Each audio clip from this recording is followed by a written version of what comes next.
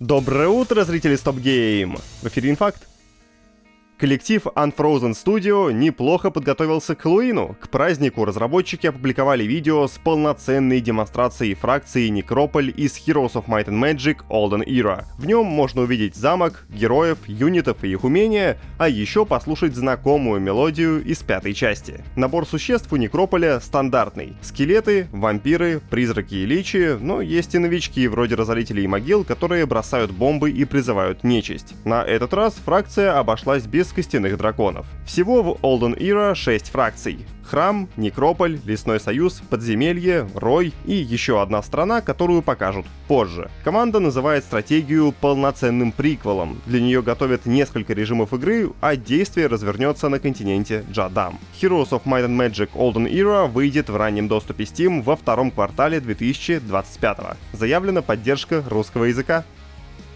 Судя по пиковому онлайну Dragon Age The Veilguard в Steam, за 10 долгих лет интерес к серии не угас. Более того, релиз поставил рекорд среди игр BioWare и даже опередил Call of Duty Black Ops 6 по объему выручки в магазине Valve. За первые 24 часа с начала продаж максимальное количество одновременных геймеров в The Veilguard составило 70 414 человек. Вчера пик составил уже почти 90 тысяч пользователей. Возможно, и до 100к игра доберется. Но и так на Страже Завесы обогнала прошлого лидера BioWare — Mass Effect Legendary Edition. Ее результат — 60 тысяч человек. Кроме того, The Veilguard неплохо расположилась в общем списке с играми Electronic Arts по пиковому онлайну. Если смотреть только на одиночные тайтлы, ролевое приключение опередило проекты вроде ремейка Dead Space, Star Wars Jedi Survivor, Need for Speed Heat, но The Sims 4 пока слегка опережает. У нее пик составил 96 тысяч человек. Успело творение BioWare и подкопить оценки пользователей. В Steam у Fantasy RPG пока 75% положительных отзывов на основе свыше 11 тысяч рецензий. Люди хвалят визуальную составляющую, редактор персонажа и геймплей, но встречаются и обратные высказывания. Мол, разработчики сделали слишком сильный перекос в сторону экшена, а в редакторе не получается сделать симпатичного героя. Также нередко всплывают жалобы на производительность и повесточку. Если интересно почитать мнение наших авторов об игре, оно уже доступно подписчикам на Бусти. А еще запись стрима Veilguard лежит у нас на лайв-канале. Посмотрите. 80 тысяч.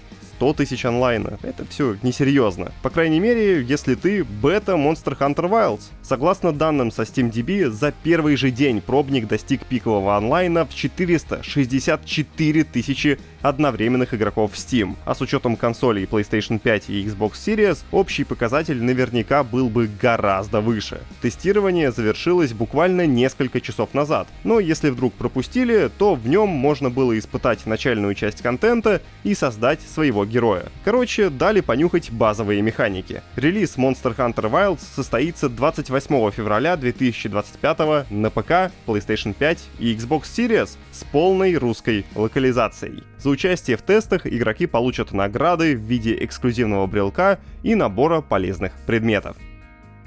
Вернемся к BioWare, ведь у них есть новости о ремастерах Dragon Age. В недавнем интервью Rolling Stone креативный директор Dragon Age The Veilguard Джон Эплер заявил, что BioWare не отрицает возможности создания ремастеров Dragon Age, хотя эта задача сложнее, чем в случае Mass Effect. Основная трудность заключается в разнице движков. Технология космических экшен-РПГ построена на Unreal Engine, поэтому производство единого сборника было относительно легким. В то же время Dragon Age Origins и Dragon Age 2 разрабатывались на разных версиях движка Eclipse, а для создания Dragon Age Inquisition использовали Frostbite. Вот цитата. «Кажется, в нынешней BioWare осталось человек 20, кто имеет опыт работы с Eclipse, и я один из них. Эта задача не будет такой же простой, как было с Mass Effect. Но мы любим оригинальные части, и поэтому я думаю, что все сводится к фразе «никогда не говори никогда», подытожил Джон. Но это все только планы и разговоры. В данный момент основной задачей BioWare является пострелизная поддержка Dragon Age The Veilguard.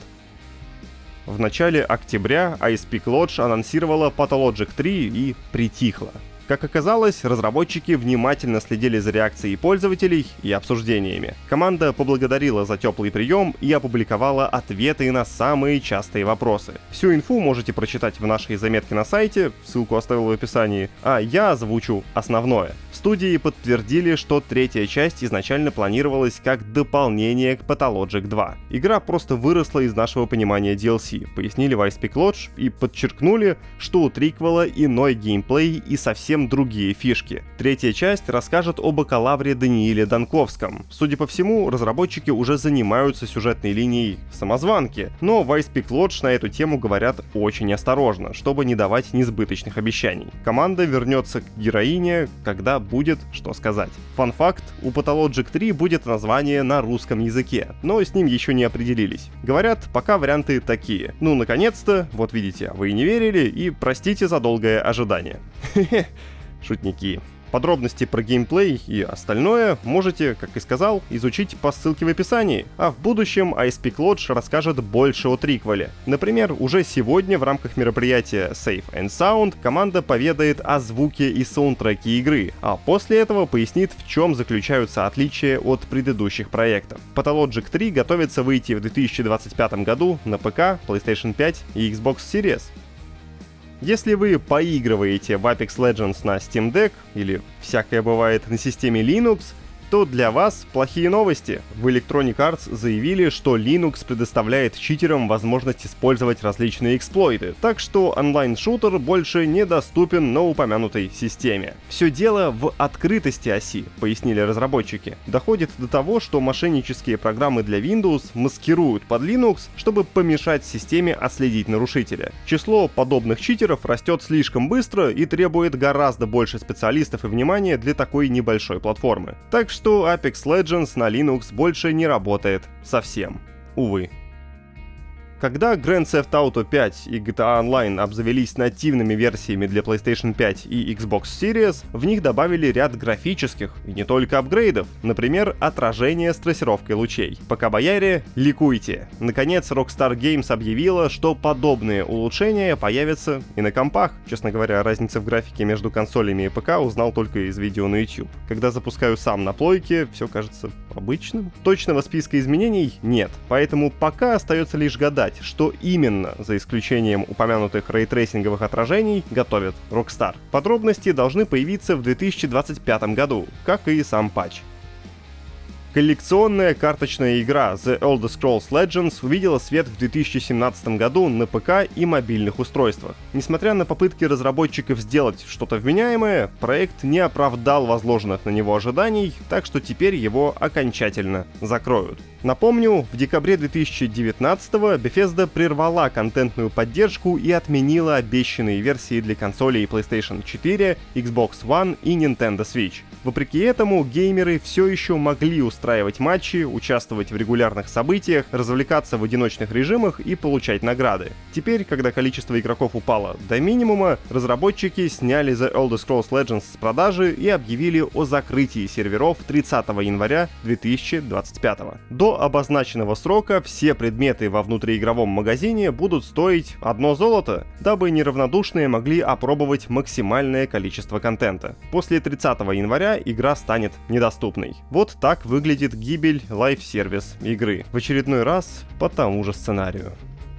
Зато лайв-сервис конвейер Call of Duty, кажется, собирается работать вечно. Вот на днях вышла Black Ops 6, которую я обозрел в видосе. Уже лежит у нас на сайте, посмотрите. Еще есть обзор другого хита. Текст про Sonic X Shadows Generations от Алексея Лихачева. Его тоже зацените. Все нужные ссылки лежат в описании. Не забудьте про лайк и хорошего вам понедельника.